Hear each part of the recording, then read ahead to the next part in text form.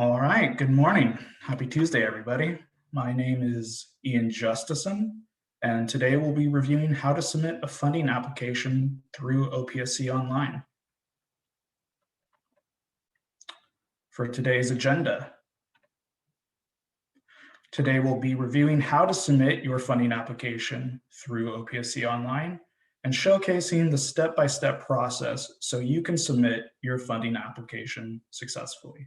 And like Brian touched on, we'll also discuss a few other tips and tricks so that your funding application submittal will be a cakewalk and you'll just pick up some additional information along the way. Getting started. Here you can see the old paper version of the SFP form, State Allocation Board 5004 funding application. But just like you in the schools you operate, OPSC is modernizing as well. Our push to OPSC Online is designed so that all future applications are submitted, tracked, and stored digitally for your ease of use. You'll now be able to both submit a funding application or look up how many grants a project used 20 years ago with the push of a button. Today, we'll focus on how to submit a funding application for a modernization and new construction project. So how do we get there? As covered in an earlier presentation on March 19th, we're encouraging all districts to use OPSC Online as a one-stop shop to submit all your needed information and documentation for any funding applications. If you'd like a more detailed presentation on that, check out the March 19th presentation on OPSC Online. Here, you'll go to OPSC Online from dgs.ca.gov/OPSC. Then you'll click Resources on the top tab highlighted in red. Now, under Resources, click on the Online Application for Tools for School Construction Projects.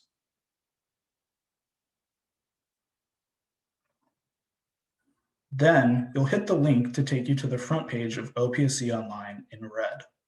In green, you'll see that you can also download the OPSC Online User Guide, which has additional step-by-step instructions on how to use OPSC Online.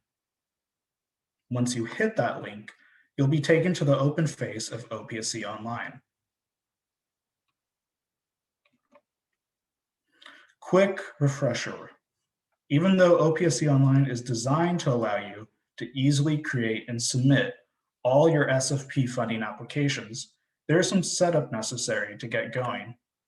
First, as you may remember from the previous presentation, users must have OPSC Online credentials to access their district's information. The login information for OPSC Online is based on each user's unique email address. All school district representatives and district superintendents on record with OPSC as of December 10th, 2018, automatically have a user account in OPSC Online. If you do not have an account and are a school representative or a superintendent, send a request by emailing OPSC Online support at dgs.ca.gov. Additional users can also be added by district representatives and superintendents under user management.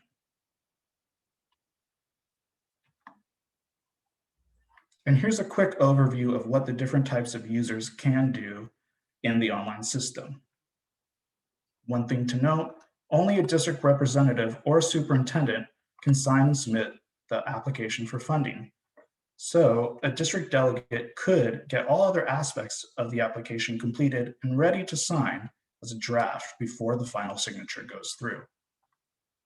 The tasks within the red square are also the steps needed to complete a funding application and what we'll be reviewing in depth today.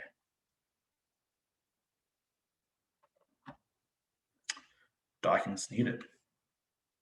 Now that you can get into OPSC Online, we'll briefly talk about the documents you'll need to have and submit a successful funding application.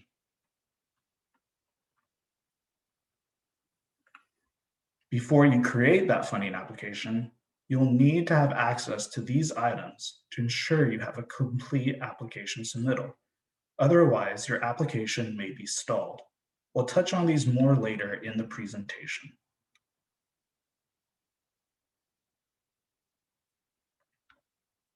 Here are just a quick couple of examples of those needed documents. You can see you'll need a PTN tracker, you'll want to have access to your CDE letter, and your DSA letter, but those aren't the only things, so stay tuned for more.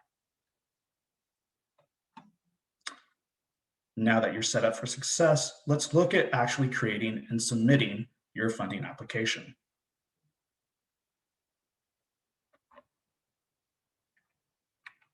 Now that we're back to the page, the open face of OPSC Online, you'll want to log in.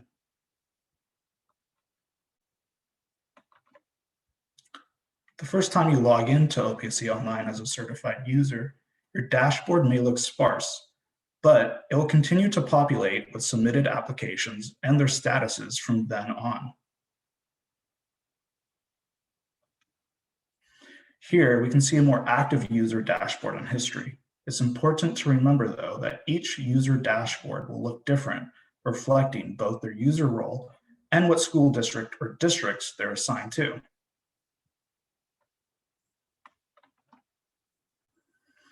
Anytime you need to go back to the front page or view the applications in process for your district, you can hit Dashboard on the top left of your screen, highlighted in red there.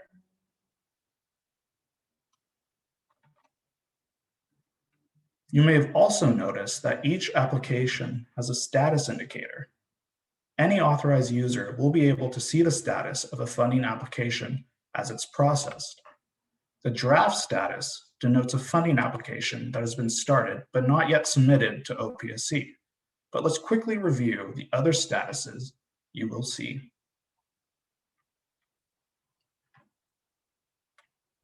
After you submit your funding application, you'll be able to see the current status of your application in OPSC Online as we progress through the review process. If you see OPSC reviewing, it denotes that a project manager is reviewing your submitted application. A day letter status indicates OPSC is working with you to resolve issues with an application within that specific time frame.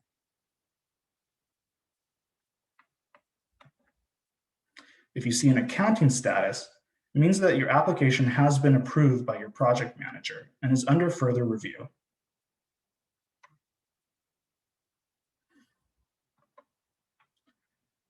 The SAB approved status indicates your project has been approved by the State Allocation Board. But before your funding application can become SAB approved, you'll want to know how many pupil grants your district can actually request when starting your funding application. So let's take a quick look at that now.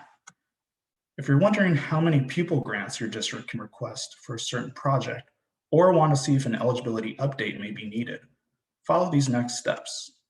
If you'd like to see a more detailed presentation on eligibility updates, see our in-depth presentation posted March 26th on our website or OPSC's revamped YouTube channel.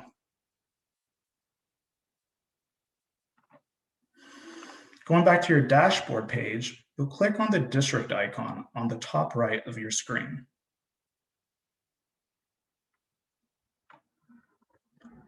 Then you'll click the baseline you want to see.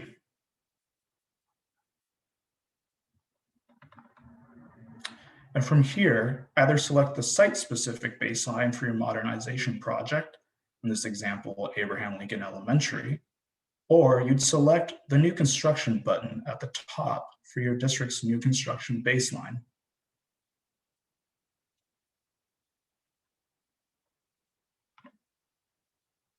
Once you click on the site you want, you'll be brought to this baseline ledger page. Here at the bottom right, entitled SAB Approved Baseline, is the school site's current baseline ledger and how many pupil grants you can request in your funding application.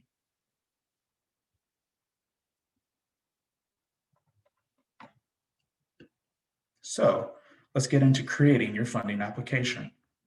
Now that you know what documents you'll need and how to check how many pupil grants your district can request, you're ready to create and complete a successful funding application. Going back to your dashboard, you'll want to hit the Create New Funding Application on the top right, and we'll review what the new construction and modernization application process looks like. While there are other types of funding scenarios, the takeaway from these standard funding projects will apply to all your district's projects. This includes new funding applications your district is going to submit with us, or even applications you're in the process of finalizing with us now. So you'll hit that top left button. And here you'll be brought to a page to create your new application. This is where you'll mark whether you applied for site acquisition or design project.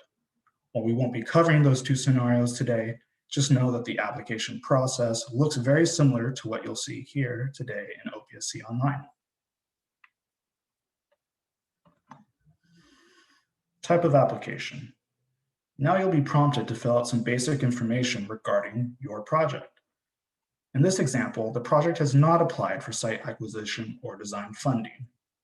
Here is where having your project's PTN number is useful, since you'll have to submit the project tracking number now in order to proceed with the application. You can see that highlighted in the box below.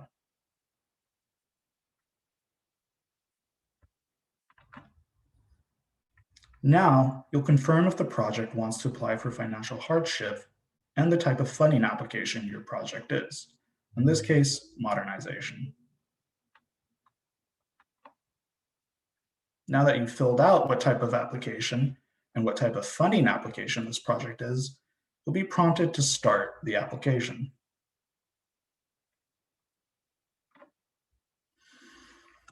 You'll now be presented with the detailed site information page, which on the paper application is your section 3. Here's where you'll want to bring up your CDE approval letter for reference. You'll want to select the site drop-down list and pick the appropriate option for you. In this case, existing site without additional acreage.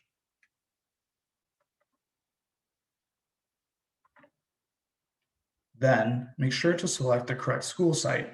In this example, we're again using Abraham Lincoln Elementary.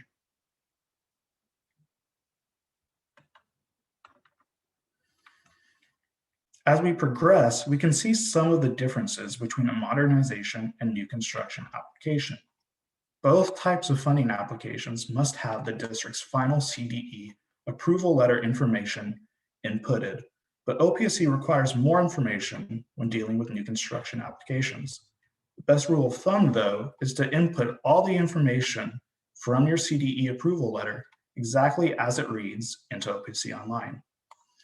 Just a helpful tip, for modernization projects, the district can leave the total number of classrooms on the DSA approval plans blank.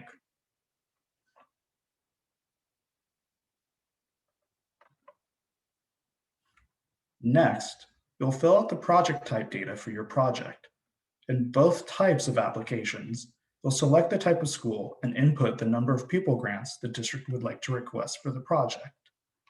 However, you can also see some of the additional differences between the types of funding applications. So let's dive in a little bit more. When filling out a modernization application, you'll have the option to report 50-year-old site information and request 50-year-old grants if eligible. A site's 50-year-old baseline is dependent on their last eligibility update, though. So if you have any questions on those calculations, contact the PM handling your application or your county project manager.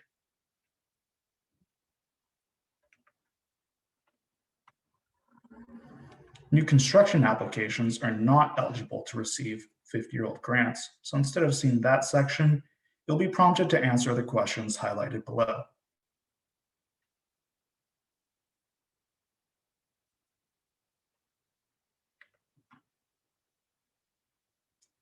On the next page regarding additional grants, we can see some further differences between the types of funding applications.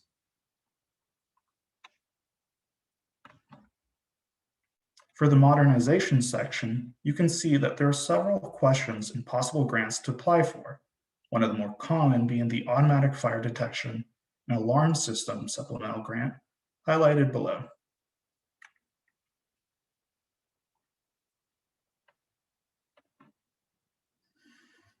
For new construction, the additional grant request page for your funding application has a lot more options and potential grants to apply for here. However, here you'll also need to enter the number of classrooms on your DSA approved plans and fill out those additional supplemental grants you want to apply for.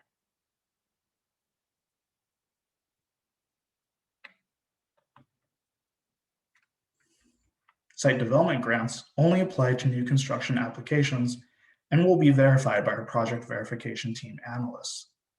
If your project includes site development work, you'll need to include a site development worksheet with your funding application submittal.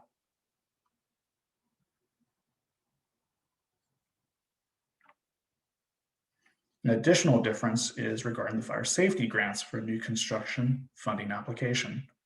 They're broken out between the fire detection alarm system and an automatic fire sprinkler system, whereas in a modernization application, these grants appear as just one supplemental grant option.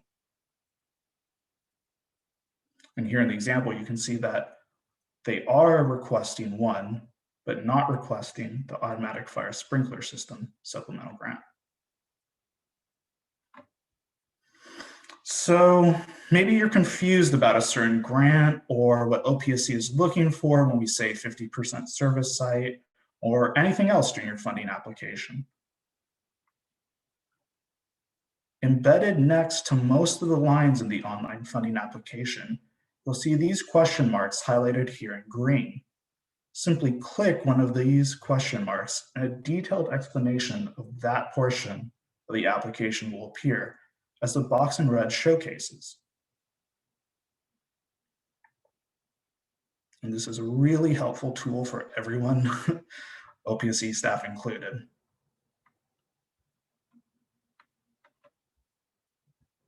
On the next page, for excessive cost hardship, both types of funding applications have a very similar page. One difference, however, is the Accessibility Fire Code Grant for modernization projects. Additionally, we'll see some differences on how you report and fill out the Urban Security Impacted Site Grant if your project qualifies for it. To check if your project qualifies for an Urban Security Impacted Site Grant, refer to your CDE letter, which you hopefully have, if your site is 60% or below what the CDE recommends for your project on the site. You may qualify for this supplemental grant.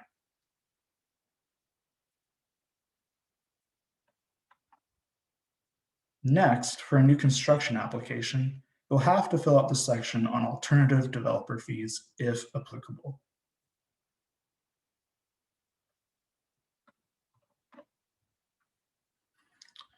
On the joint use page of the application, there's again a small difference between the modernization and new construction applications.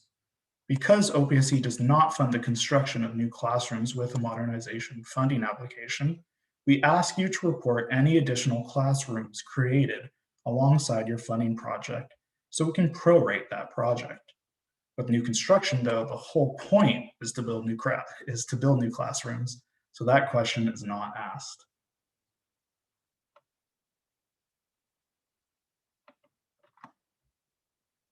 Both types of applications will ask you about CTE fund requests.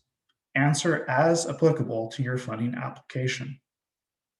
Regardless of your answer, though, you'll need to submit a CTE advisory committee letter as part of the district's required documents.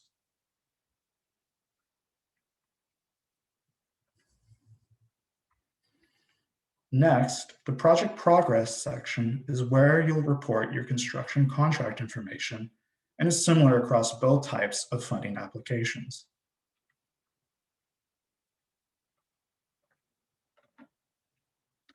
If your project is still in its early phases and contracts have not yet been awarded, hit no and continue with your application.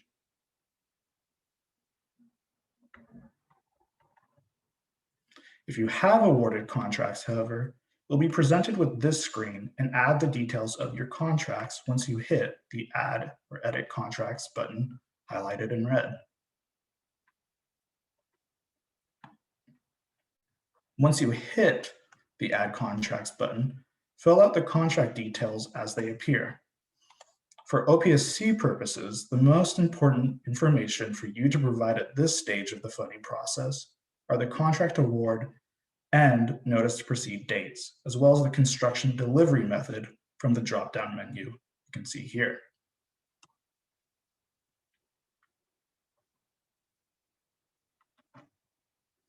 You can also add as many contracts as you need.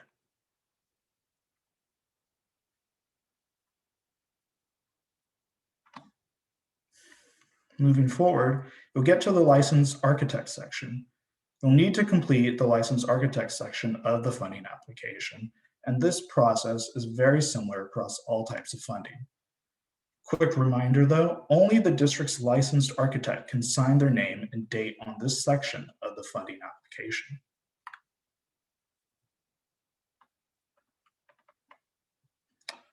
There is, however, one additional step for a modernization funding application.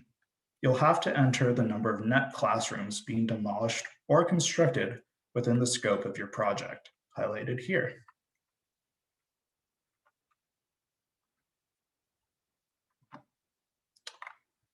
Here we can see what the district will need to fill out as relevant to your funding project. You'll want to use your DSA approval letter to complete this part of the application. And one helpful hint is enter the approved DSA numbers or number last and then hit enter. And that section is highlighted in green for you. Once you hit enter, the DSA application numbers will display as you see above, kind of floating. You can also enter multiple DSA application numbers if needed.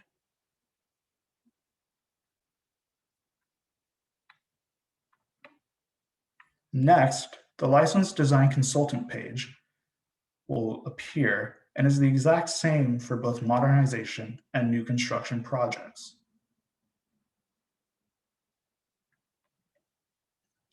Here, either the district design consultant or the licensed architect can fill out this portion of the application.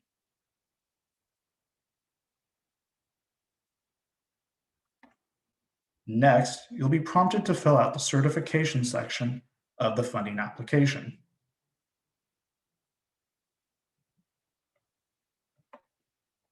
Here's where you'll enter your district's last school board resolution date, highlighted in red. Then scroll down and fill out as much information as applicable to your project. Lastly, you'll enter the contact information and the date for whoever's signing.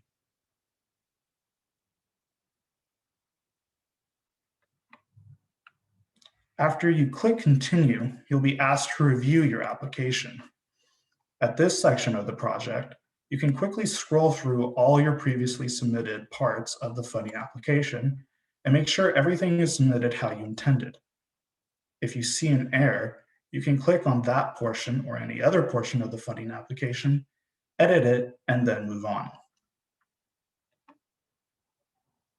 If you hit the edit page highlighted in red, you'll edit that specific section of your funding application, and then you can continue scrolling down and reviewing your form.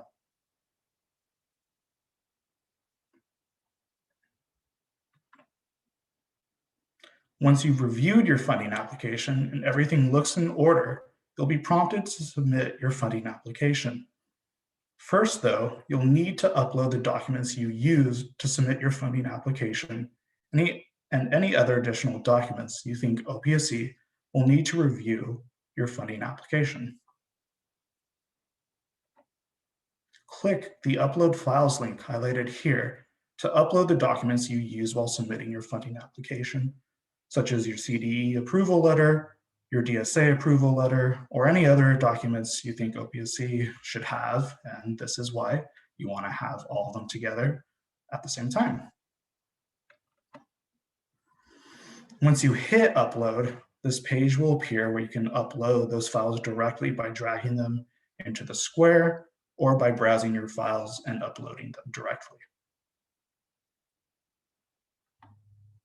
After uploading those files, in this case, your DSA approval letter, you'll want to name it or provide a description of it, and then select the file type that best fits that document.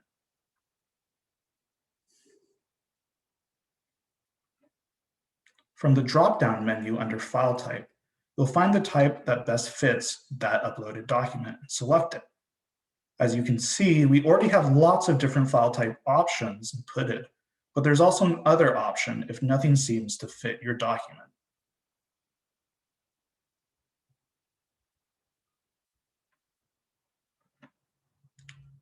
And here you can see multiple uploads, and this is standard for what you need to upload for any successful funding application.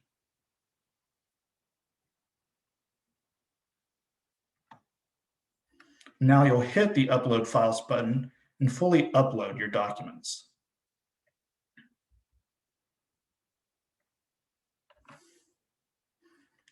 Here you'll see that process, and you can see that you need to wait a little bit once you hit upload, since it will take some time for OPSC Online to successfully upload all your documents at once. And as highlighted in green, it will show you once your document has been successfully uploaded.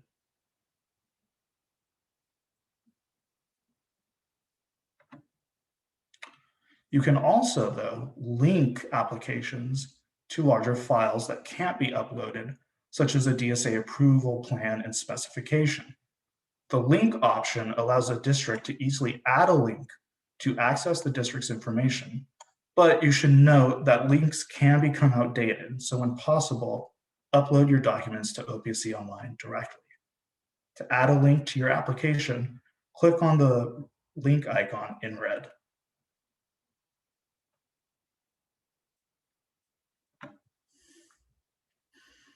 Once you hit that link icon, you can enter in the information for your link here and click Add Link. The text box will then disappear, and you'll be taken back to the submittal page of your funding application. Any uploaded or linked document will be saved to your funding application and is available to review at any time.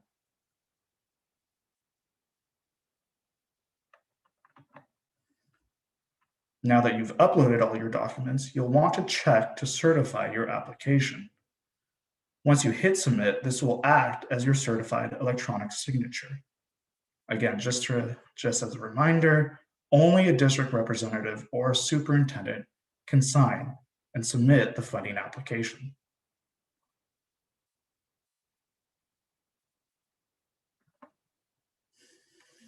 Now OPSC Online will show you that your application is submitted. You'll also notice that the status at the top left of your screen will have changed from draft to submitted.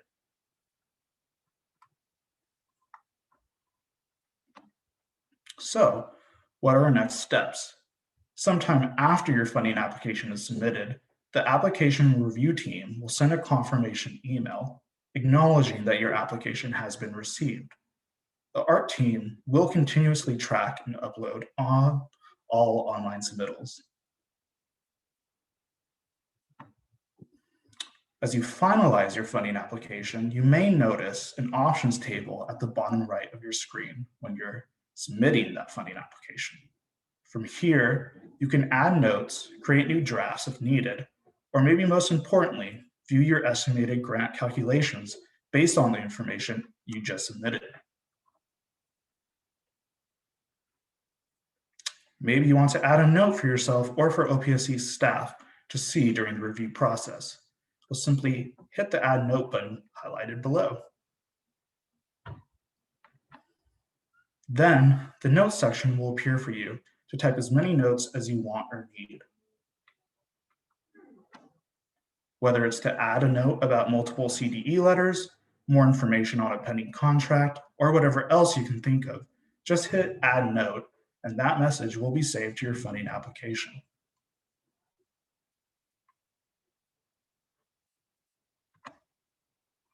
Going back to that options table, you can also view the grant calculations from your submitted funding application. If you click the highlighted button, you'll be brought to the following page. Here you can see the funding calculations your application is generating, broken down by the base grant, as well as any other type of supplemental funding your application is requesting. However, if you ever need assistance with submitting a funding application, have questions about any grant calculations, or anything else, please feel free to contact us anytime. That contact information is provided here for you.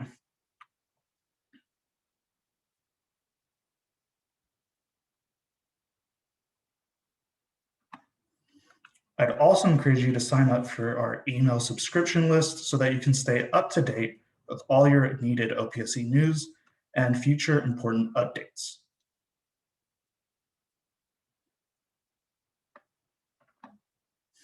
Here are some additional resources for your convenience to access at any time. OPSC Online, hopefully everyone's more comfortable with that now, but you can also access the OPSC YouTube page to review this and other training presentations, and you can look for online application and tools through the OPSC website.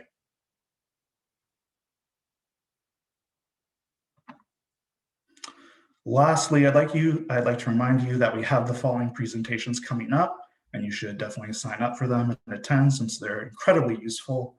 We have a charter school preliminary apportionment training on Tuesday, April the 6th, a training on priority funding process on Tuesday, April the 13th, and a CT EFP reservation of funds training on April 15th. So now I'd like to open it to any questions you have. Thanks.